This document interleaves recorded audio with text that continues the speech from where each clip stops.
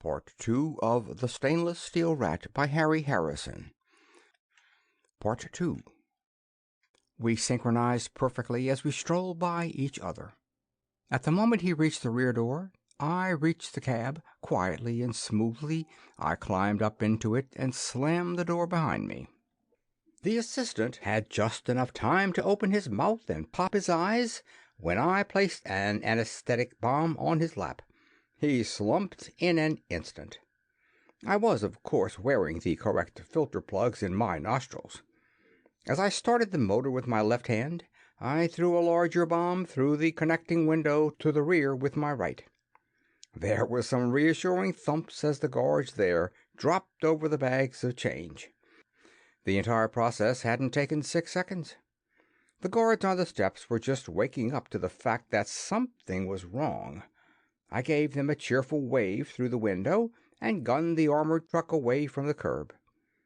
One of them tried to run and throw himself through the open rear door, but he was a little too late. It all had happened so fast that not one of them had thought to shoot. I had been sure there would be a few bullets. The sedentary life on these planets does slow the reflexes. The motorcycle drivers caught on a lot faster. They were after me before the truck had gone 100 feet.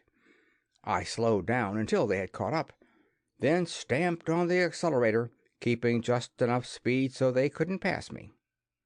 Their sirens were screaming, of course, and they had their guns working. It was just as I had planned. We tore down the street like jet racers, and the traffic melted away before us. They didn't have time to think and realize that they were making sure the road was clear for my escape.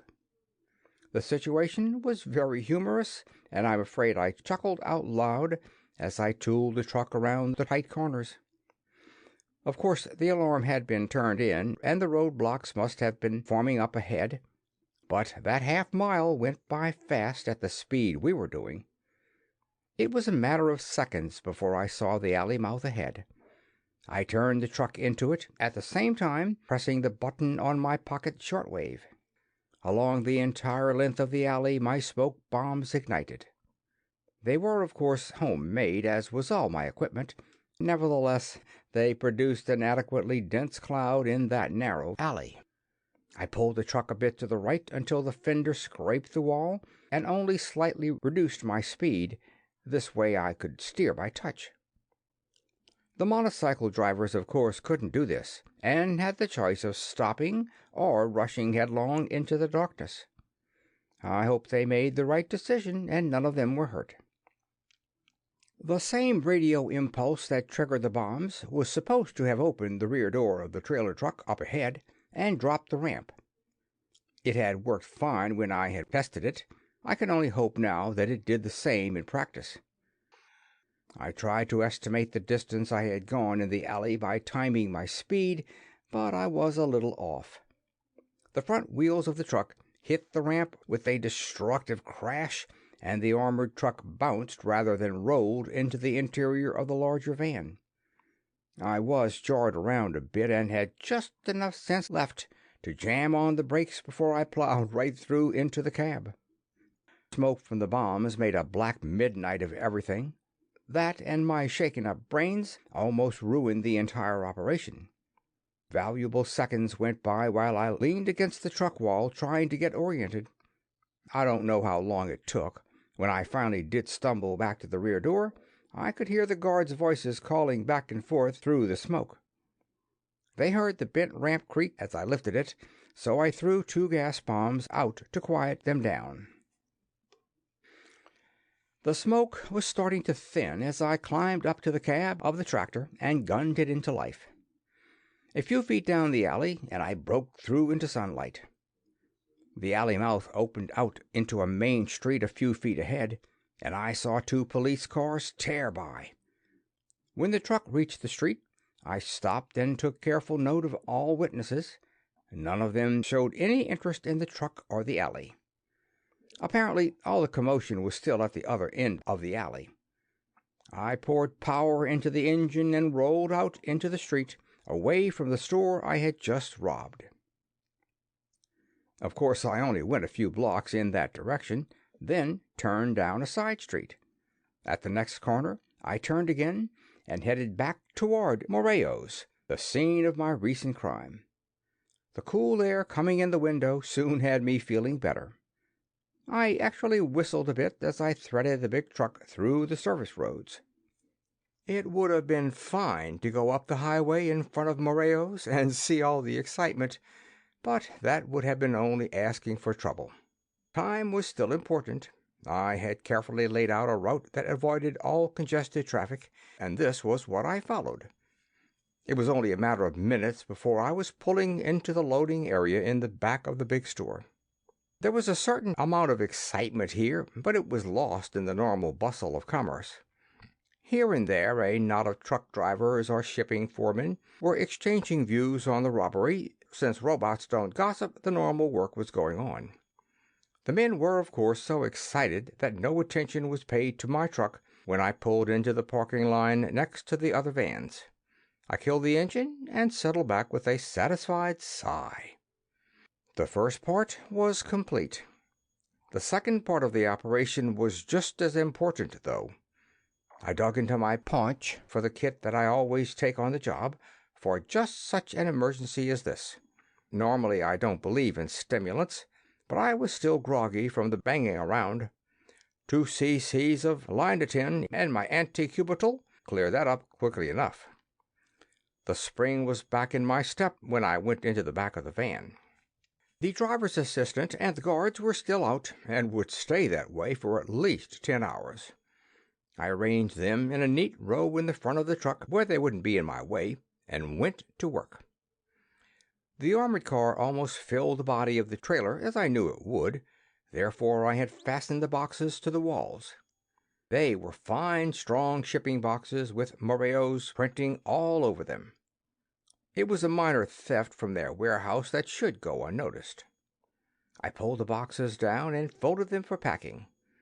I was soon sweating and had to take my shirt off as I packed the money bundles into the boxes. It took almost 2 hours to stuff and seal the boxes with tape. Every 10 minutes or so I would check through the peephole in the door. Only the normal activities were going on. The police undoubtedly had the entire town sealed and were tearing it apart building by building, looking for the truck. I was fairly sure that the last place they would think of looking was the rear of the robbed store.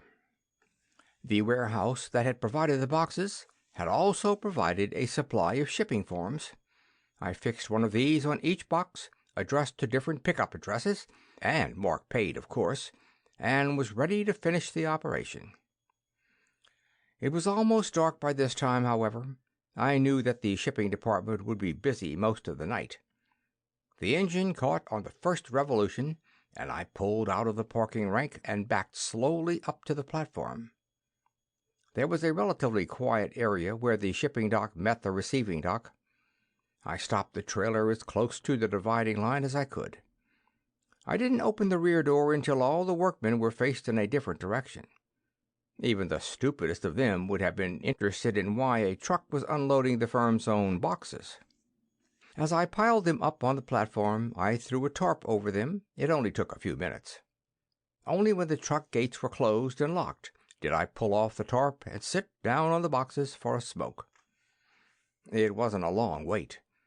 Before the cigarette was finished, a robot from the shipping department passed close enough for me to call him. "Over here. The M19 that was loading these burned out a brake pad. You better see that they're taken care of." His eyes glowed with the light of duty. Some of these higher M types take their job very seriously. I had to step back quickly as the forklifts and the M trucks appeared out of the doors behind me. There was a scurry of loading and sorting, and my haul vanished down the platform. I lighted another cigarette and watched for a while as the boxes were coded and stamped and loaded on the outgoing trucks and local belts.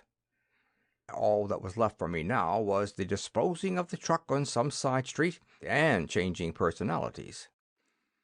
As I was getting into the truck, I realized for the first time that something was wrong. I, of course, had been keeping an eye on the gate, but not watching it closely enough. Trucks had been going in and out. Now the realization hit me like a hammer blow over the solar plexus. They were the same trucks going both ways. A large red cross-country job was just pulling out. I heard the echo of its exhaust roar down the street, then die away to an idling grumble. When it roared up again, it didn't go away. Instead, the truck came in through the second gate. There were police cars waiting outside that wall, waiting for me. For the first time in my career, I felt the sharp fear of the hunted man. This was the first time I had ever had police on my trail when I wasn't expecting them. The money was lost, that much was certain, but I was no longer concerned with that. It was me they were after now. Think first, then act. I was safe enough for the moment. They were, of course, moving in on me, going slowly, as they had no idea of where I was in the giant loading yard. How had they found me? That was the important point. The local police were used to an almost crimeless world. They couldn't have found my trail this quick. In fact, I hadn't left a trail. Whoever had set the trap here had done it with logic and reason. Unbidden, the words jumped into my mind. The Special Corps. Nothing was ever printed about it, only 1,000 whispered words heard on 1,000 worlds around the galaxy. The Special Corps, the branch of the League that took care of the troubles that individual planets couldn't solve. The Corps was supposed to have finished off the remnant of Haskell's raiders after the peace, of putting the illegal T and Z traders out of business, of finally catching Inskip, and now they were after me. They were out there waiting for me to make a break. They were thinking of all the ways out just as I was, and they were blocking them. I had to think fast, and I had to think right. Only 2 ways out. Through the gates or through the store.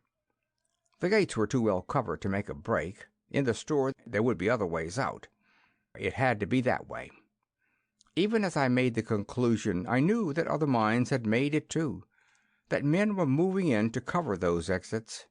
That thought brought fear and made me angry as well. The very idea that someone could outthink me was odious. They could try, all right, but I would give them a run for their money. I still had a few tricks left.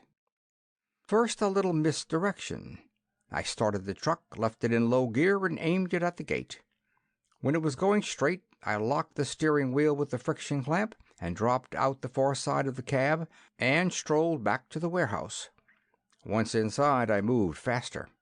Behind me, I heard some shots, a heavy crump, and a lot of shouting. That was more like it. The night locks were connected on the doors that led to the store proper. An old-fashioned alarm that I could disconnect in a few moments. My picklocks opened the door, and I gave it a quick kick with my foot and turned away. There were no alarm bells, but I knew that somewhere in the building an indicator showed that the door was opened. As fast as I could run, I went to the last door on the opposite side of the building. This time I made sure the alarm was disconnected before I went through the door. I locked it behind me. It is the hardest job in the world to run and be quiet at the same time. My lungs were burning before I reached the employees' entrance. A few times I saw flashlights ahead and had to double down different aisles. It was mostly luck that I made it without being spotted.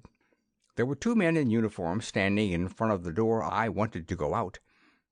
Keeping as close to the wall as I could, I made it to within 20 feet of them before I threw the gas grenade. For 1 second, I was sure they had gas masks on and I had reached the end of the road. Then they slumped down. One of them was blocking the door. I rolled him aside and slid it open a few inches. The searchlight couldn't have been more than 30 feet from the door. When it flashed on, the light was more pain than glare. I dropped the instant it came on, and the slugs from the machine pistol ate a line of glaring holes across the door. My ears were numb from the roar of the exploding slugs, and I could just make out the thud of running footsteps. My own 75 was in my hand, and I put an entire clip of slugs through the door, aiming high so I wouldn't hurt anyone. It would not stop them, but it should slow them down. They returned the fire. Must have been a whole squad out there. Pieces of plastic flew out of the back wall, and slugs screamed down the corridor. It was good cover. I knew there was nobody coming up behind me. Keeping as flat as I could, I crawled in the opposite direction out of the line of fire. I turned 2 corners before I was far enough from the guns to risk standing up. My knees were shaky, and great blobs of color kept fogging my vision. The searchlight had done a good job. I could barely see at all in the dim light. I kept moving slowly, trying to get as far away from the gunfire as possible.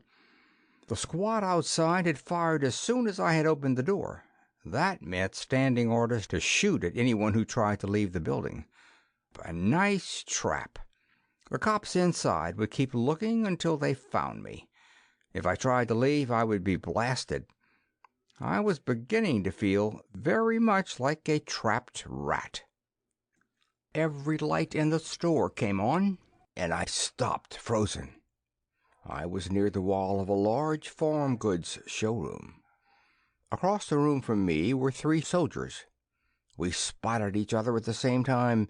I dived for the floor with bullets slapping all around me. The military was in it too. They sure must have wanted me bad. A bank of elevators was on the other side of the door, and stairs leading up. I hit the elevator in one bounce and punched the sub-basement button, and just got out ahead of the closing doors. The stairs were back towards the approaching soldiers.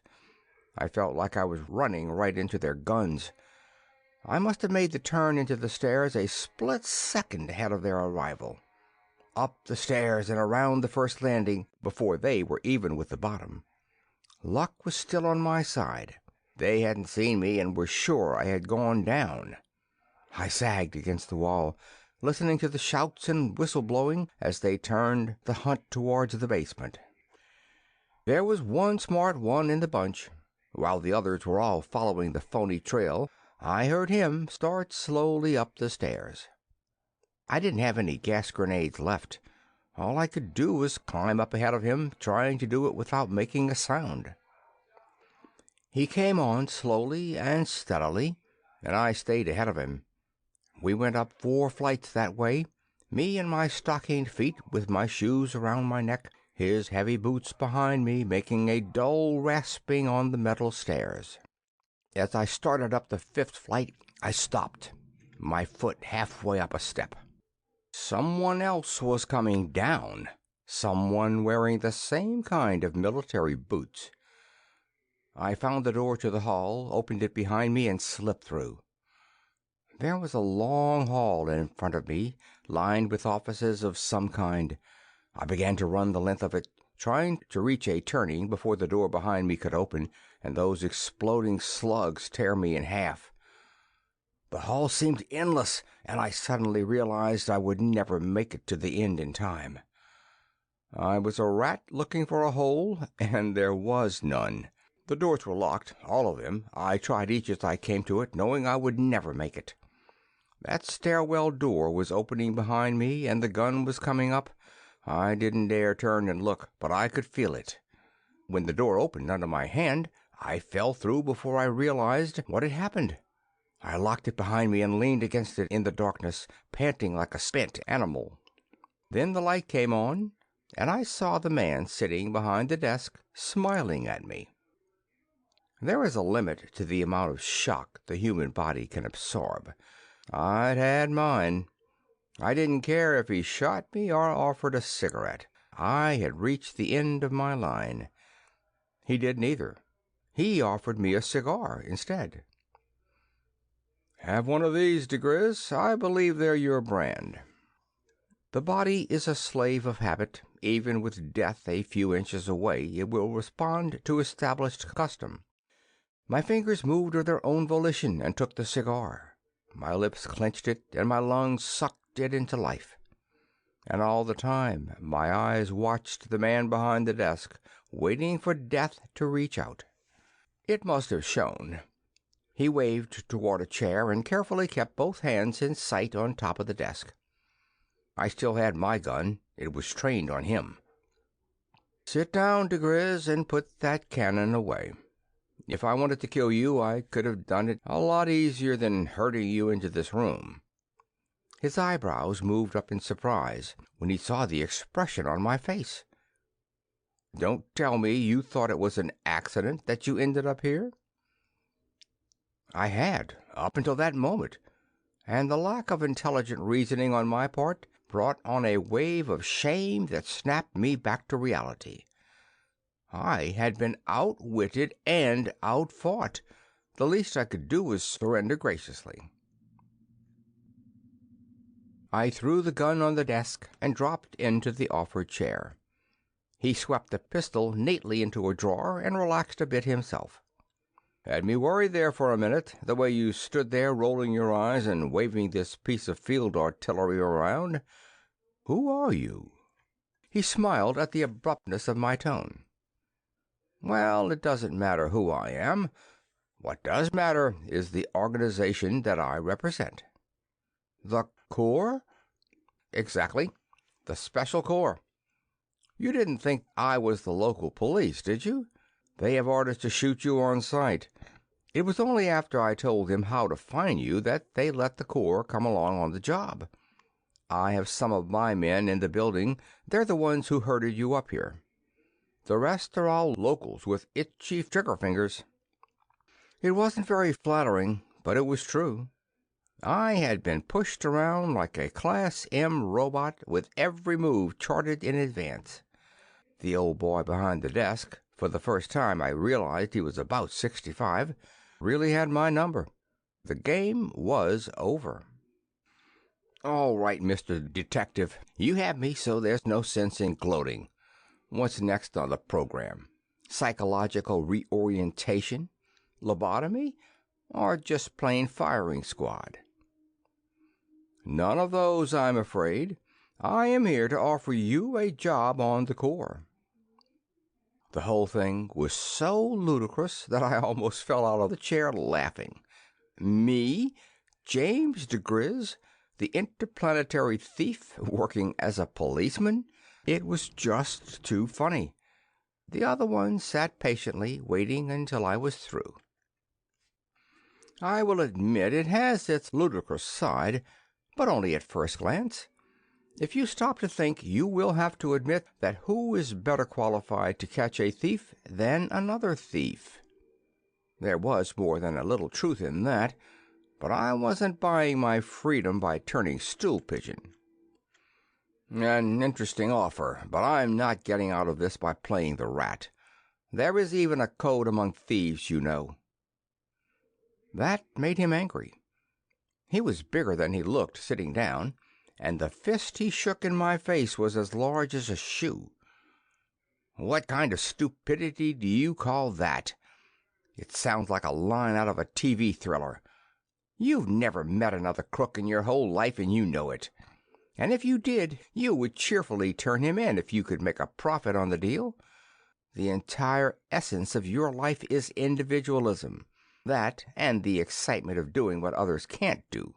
Well, that's over now, and you'd better start admitting it to yourself. You can no longer be the interplanetary playboy you used to be. But you can do a job that will require every bit of your special talents and abilities. Have you ever killed a man?" His change of pace caught me off guard. I stumbled out an answer. "No, not that I know of." "Well, you haven't, if that will make you sleep any better at night. You're not a homicidal. I checked that on your record before I came out after you. That is why I know you will join the Corps and get a great deal of pleasure out of going after the other kind of criminal who is sick, not just socially protesting. The man who can kill and enjoy it." He was too convincing. He had all the answers. I had only one more argument, and I threw it in the air with the air of a last-ditch defense. "What about the Corps? If they ever find out you are hiring half-reformed criminals to do your dirty work, we will both be shot at dawn." This time it was his turn to laugh. I could see nothing funny, so I ignored him until he was finished. In the first place, my boy, I am the core, at least the man at the top. And what do you think my name is? Harold Peters Inskip. That's what it is. Not the Inskip that... The same. Inskip the uncatchable. The man who looted Procyon II in mid-flight and pulled all those other deals I'm sure you read about in your misspent youth. I was recruited just the way you were. He had me on the ropes. He must have seen my rolling eyes, so he moved in for the kill. And who do you think the rest of our agents are? I don't mean the bright-eyed grads of our technical schools, like the ones on my squad downstairs. I mean the full agents. The men who plan the operations, do the preliminary field work, and see that everything comes off smoothly. They're crooks. All crooks. The better they were on their own, the better a job they do for the Corps. It's a great big brawling universe, and you would be surprised at some of the problems that come up. The only men we can recruit to do the job are the ones who have already succeeded at it. Are you on? It had happened too fast, and I hadn't had time to think. I would probably go on arguing for an hour, but way down in the back of my mind the decision had been made. I was going to do it. I couldn't say no. There was the beginning of a warm glow, too. The human race is gregarious. I knew that, even though I had been denying it for years. I was going to keep on doing the loneliest job in the universe, only I wasn't going to be doing it alone. End of Part 2. End of The Stainless Steel Rat by Harry Harrison.